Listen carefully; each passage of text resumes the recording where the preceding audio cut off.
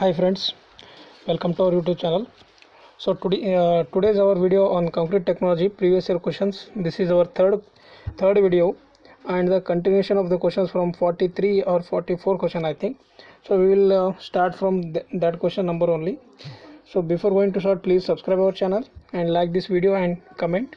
If you require any suggestion, please join our Telegram channel, that is with the name Civil with Sudhir. Okay, let's begin friends.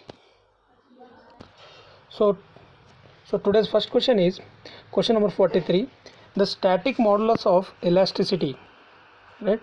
So the static modulus of elasticity of concrete for short term loading may be derived as. ನೋಡಿ ಅಲ್ಲಿ ಏನಂದರೆ ಅವರು ಸ್ವಲ್ಪ confuse ಮಾಡೋಕ್ಕೆ ಕ್ವಶನ್ನ change ಮಾಡಿದ್ದಾರೆ. Static modulus of elasticity of the concrete ಅಂತ ಕೇಳಿದ್ದಾರೆ. But ನಿಮಗೇನು ಗೊತ್ತು, ಇ ಸಿ ಅಂದರೆ ನಿಮ್ಗೆ ಗೊತ್ತಿದೆ. ಸೊ ಏನಿದೆ ಅದು 5000 into root F C K. So elasticity modulus of the concrete ಅಂತ ಅಂತೀವಲ್ಲ, so that is easy. So the answer for this question is, that is static modulus of, that is 5000 into root FCK. What is FCK here? That is the characteristic strength of the concrete. 1 minute. Okay, so this is the characteristic strength of the concrete, right? So if they ask you the flexural strength of the concrete, then it is 0.7 into root FCK. Okay, next question. Okay, the purpose of concrete compaction is to, so what is the purpose of concrete compaction ಯಾಕೆ ಮಾಡ್ತೀವಿ? Density increase ಮಾಡೋಕ್ಕೆ, ಇಲ್ಲ wait increase ಮಾಡೋಕ್ಕೆ, ಇಲ್ಲ voids increase ಮಾಡೋಕ್ಕೆ, ಇಲ್ಲ decrease the setting time ಮಾಡೋಕ್ಕೆ. So ಯಾವತ್ತೂ ನಾವೇನು ಮಾಡ್ತೀವಿ ಹೇಳಿ, ಸೊ ಡೆನ್ಸಿಟಿ ಇನ್ಕ್ರೀಸ್ ಮಾಡೋಕ್ಕೆ ನಾವು ಕಾಂಪ್ಯಾಕ್ಷನ್ ಮಾಡ್ತೀವಿ. ಯಾಕೆಂದರೆ ಅದರಲ್ಲಿರೋ ಏರ್ನ ರಿಮೂವ್ ಮಾಡಿದ್ರೆ ಏನಂದರೆ ಡೆನ್ಸಿಟಿ ಜಾಸ್ತಿ ಆಗುತ್ತೆ. Simple question.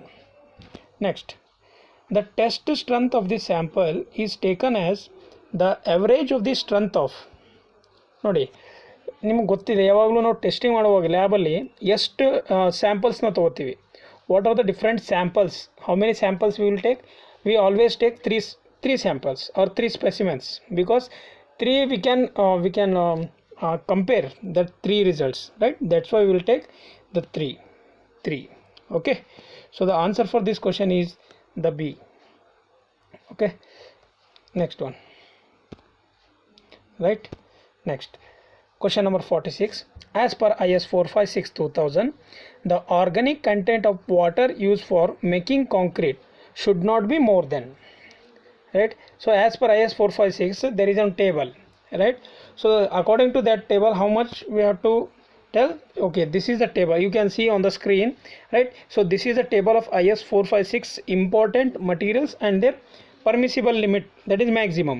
So answer for this question, by seeing this table, organic content is one minute. So the organic content is 200 milligram per liter and inorganic content is 3000 milligram per liter, and the sulfates are 400 milligram per liter and chlorides are 2000 milligram per liter. So suspended, that is the 2000 milligram per liter. So these are very, very important, right?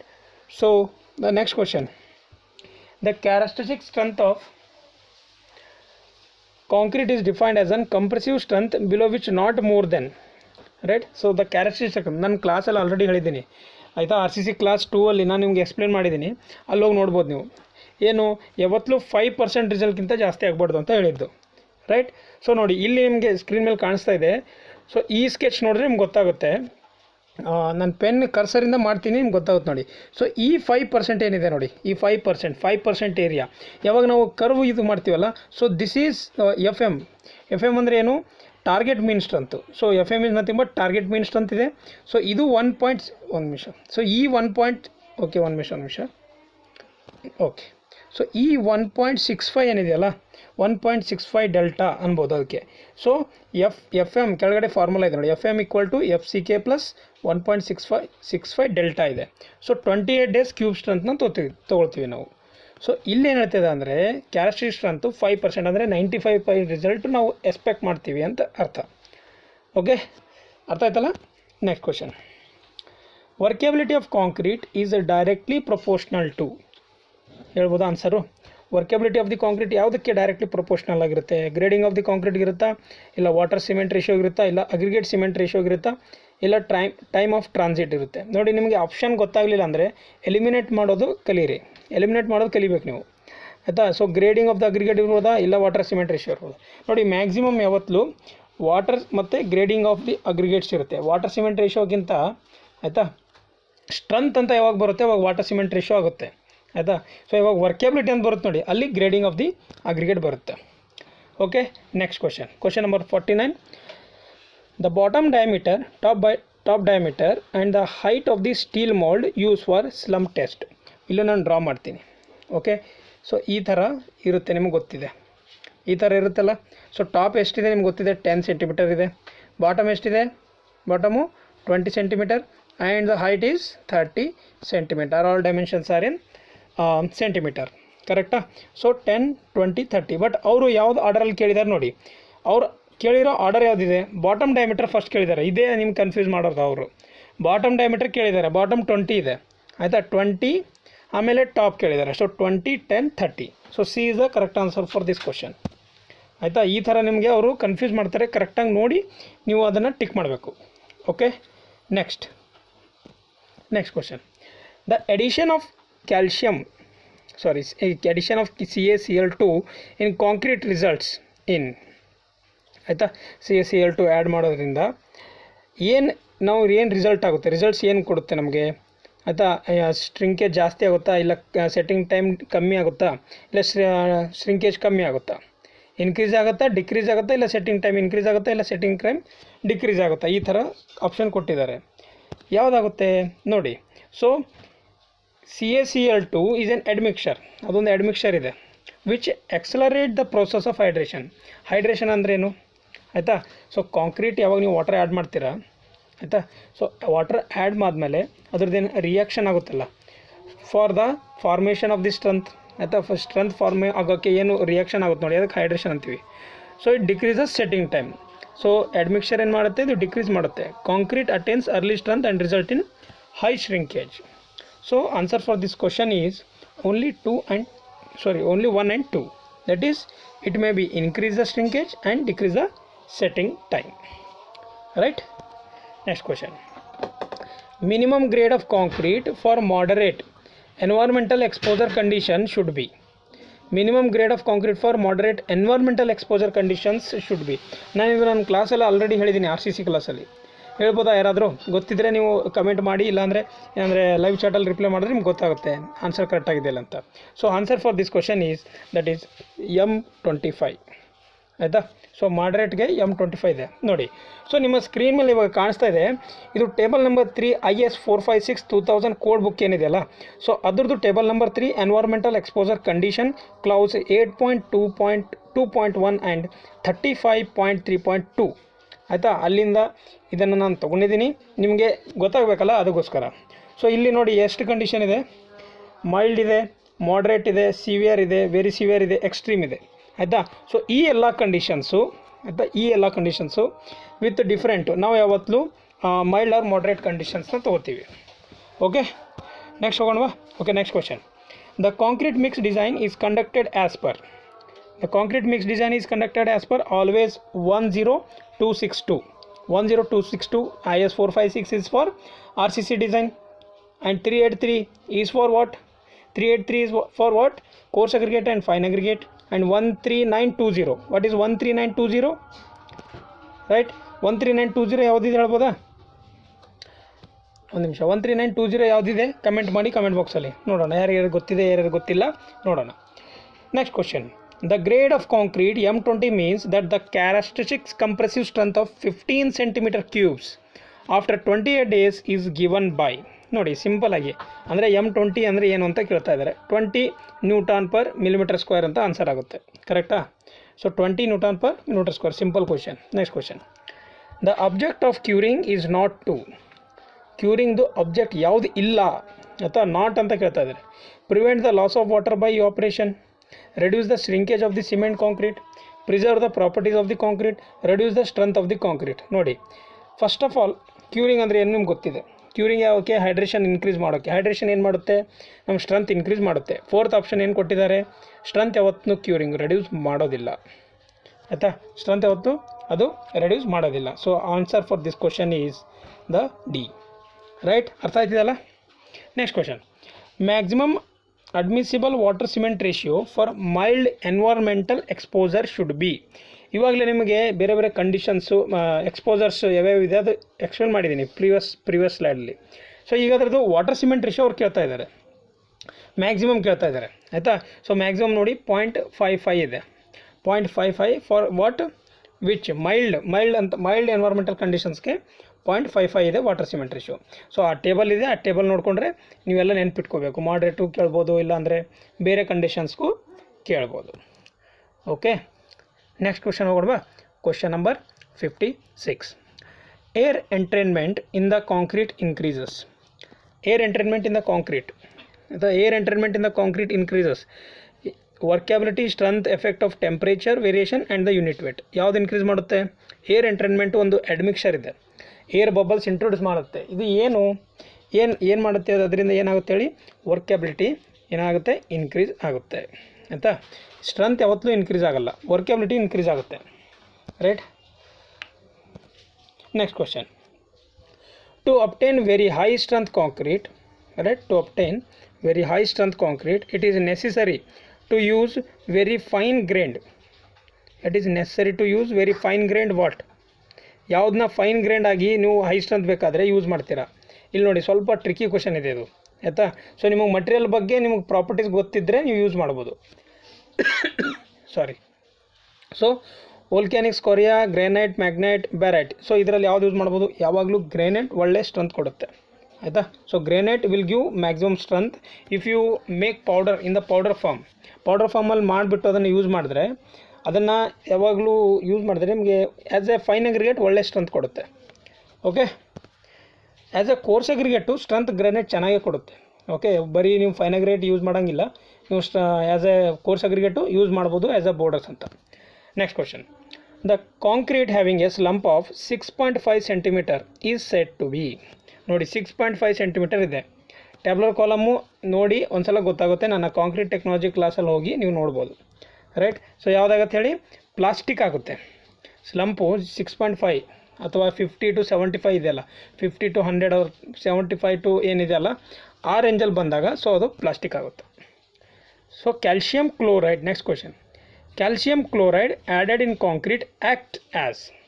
ನೋಡಿ calcium chloride add ಮಾಡಿದಾಗ ಅದು ಏನಂತ act ಮಾಡುತ್ತೆ? ರಿಟಾರ್ಡರ ಇಲ್ಲ ಎಕ್ಸಲರೇಟರ, air ಎಂಟ್ರೈನಿಂಗ್ ಏಜೆಂಟ ಇಲ್ಲ ಪ್ಲಾಸ್ಟಿಸೈಸರ್? ಯಾವುದಾಗುತ್ತೆ ಹೇಳಿ?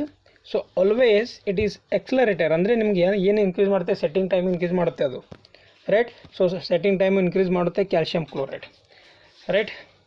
Next one, the increase in the strength of the concrete with the time is.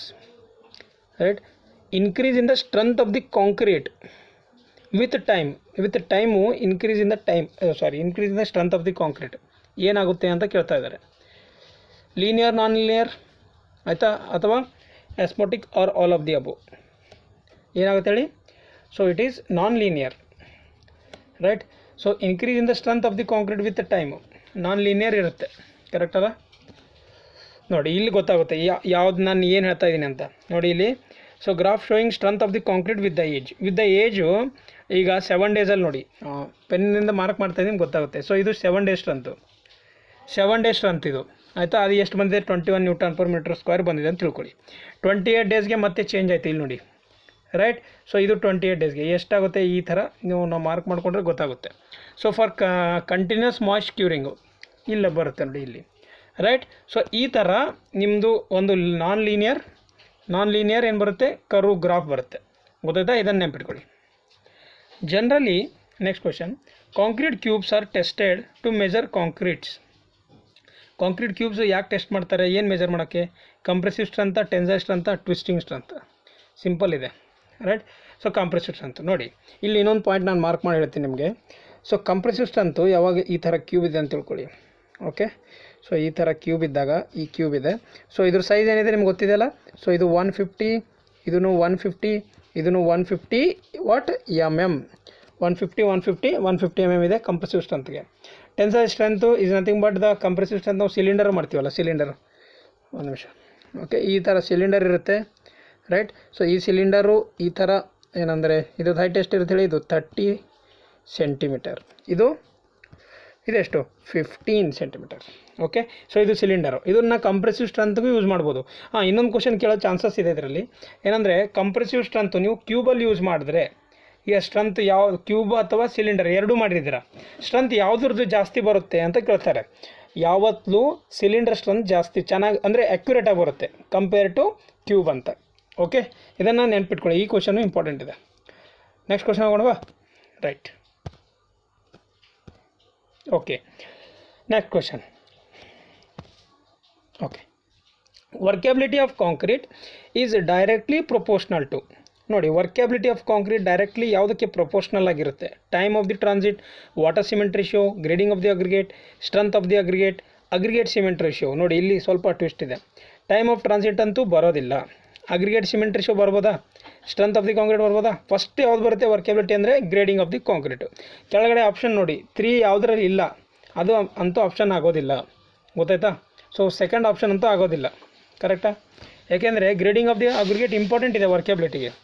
Next ಯಾವ್ದು ಬರುತ್ತೆ? ವಾಟರ್ ಸಿಮೆಂಟ್ ರೇಷಿಯೋ ಬರುತ್ತಾ? ಆಮೇಲೆ ಸ್ಟ್ರೆಂತ್ ಬರ್ಬೋದಾ?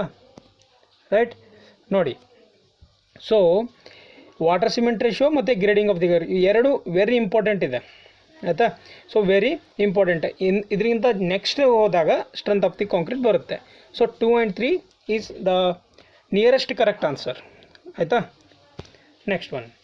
Generally the ratio of different ingredient, that is cement, sand and aggregate in concrete mix of grade M20. ನೋಡಿ, ನಿಮಗೆ ಇಲ್ಲಿ ಒಂದು trick ಹೇಳಿದ್ದೆ ನಾನು ಕ್ಲಾಸಲ್ಲಿ, ಇವಾಗಲೂ ಹೇಳ್ತೀನಿ. ಈಗ M5, ಒಂದು ನಿಮಿಷ, ಓಕೆ, M5 ಹಿಡ್ಕೊಂಡು M25ವರೆಗೆ ನಾನು ನಿಮಗೆ ಬರ್ದು ತೋರಿಸ್ತೀನಿ, ಆಯಿತಾ? ಈಗ ನೋಡಿ, ಹಿಂಗೆ ಬರಿತೀನಿ, ನಿಮ್ಗೆ ಗೊತ್ತಾಗುತ್ತೆ. ಓಕೆ, ಇವಾಗ ನಾನು ಮಾಡ್ತೀನಿ ನೋಡಿ,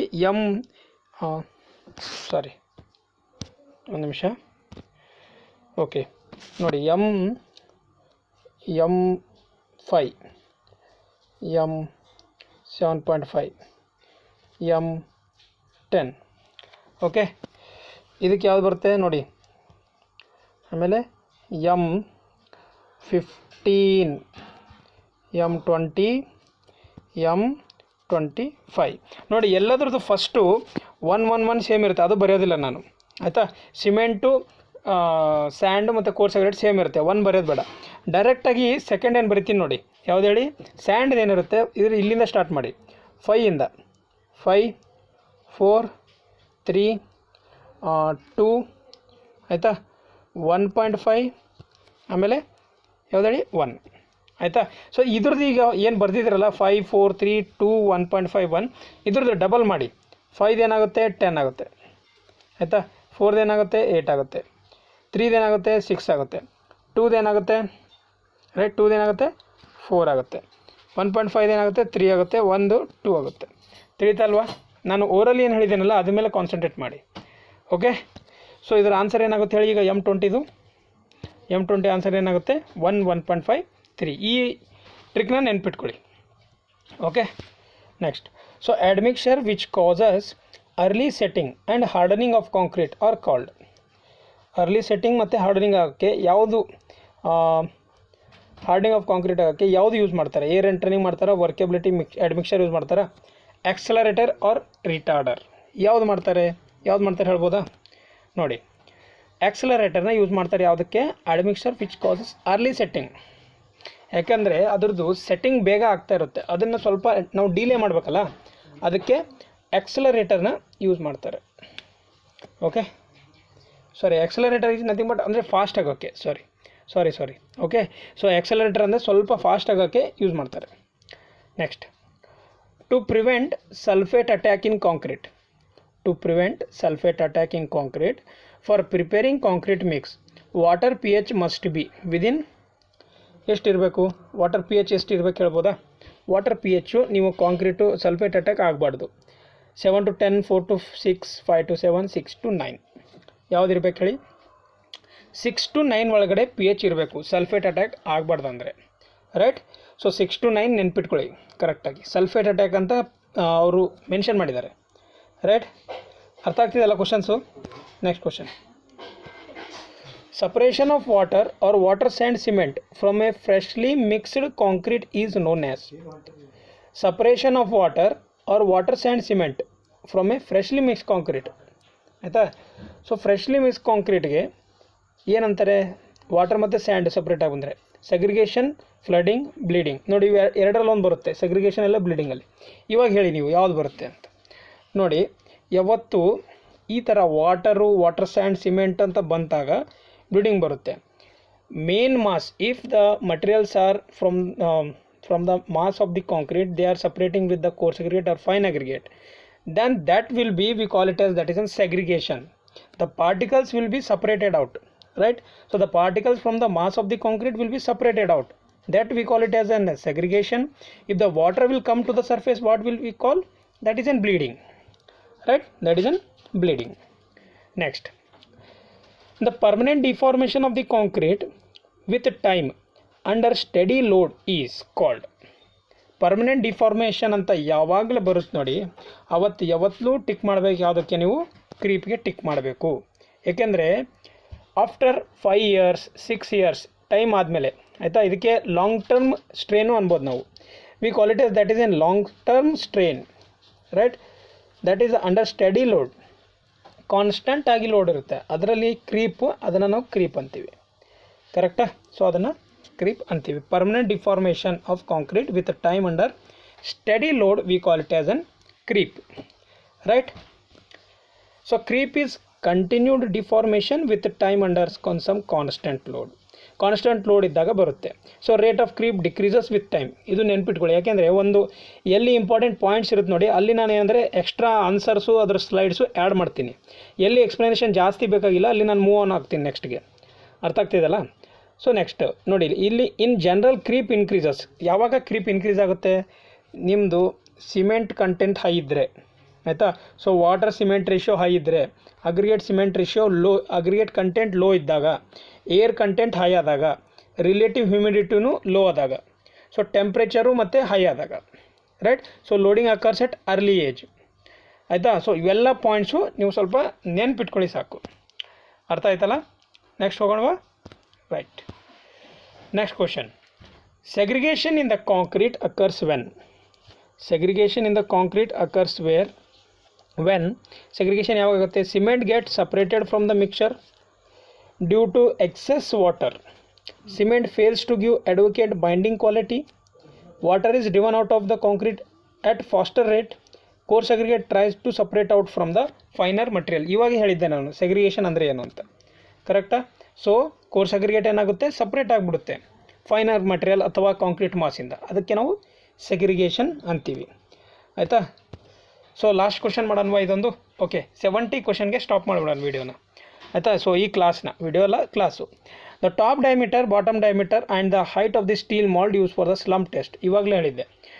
ಇಲ್ಲಿ ಟಾಪ್ ಅಂತ ಫಸ್ಟ್ ಬಂದಿದೆ ಇವಾಗ, top bottom 10, 20 and 30. So answer for this question is A. Correct ಅಲ್ಲ, ಕರೆಕ್ಟಾ.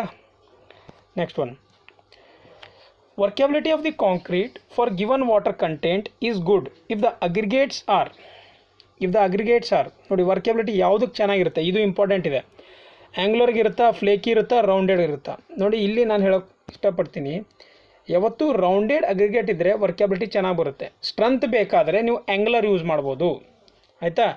If they ask for ವರ್ಕಬಿಲಿಟಿ, then you have to select the rounded one. If they ask for the strength, we have to select the angular one. Angular, it will look like this. Circular ಅಂದರೆ ಈ type ಇರುತ್ತೆ.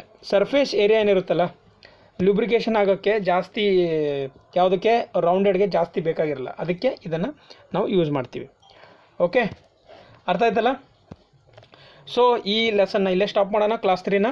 So next ವೀಡಿಯೋನ ಮತ್ತೆ ನಾನು ನಾಳೆ upload ಮಾಡ್ತೀನಿ. Okay, so ಅರ್ಥ ಆಯ್ತಲ್ಲ. ಯಾವುದೇ ಥರದ ಏನೇ ನಿಮಗೆ ಡೌಟ್ಸ್ ಇದ್ದರೆ ಕಮೆಂಟ್ ಬಾಕ್ಸಲ್ಲಿ ಕಮೆಂಟ್ ಮಾಡಿ, ನಮ್ಮ ಚಾನಲ್ನ ಲೈಕ್, ಕಮೆಂಟ್, ಶೇರ್ ಮಾಡಿ, ಮತ್ತು ನಮ್ಮ ಟೆಲಿಗ್ರಾಮ್ ಚಾನಲ್ಲು ಸಿವಿಲ್ ಸುಧೀರ್ನ ಜಾಯ್ನ್ ಆಗಿ. Okay, thank you and all. Have a nice day.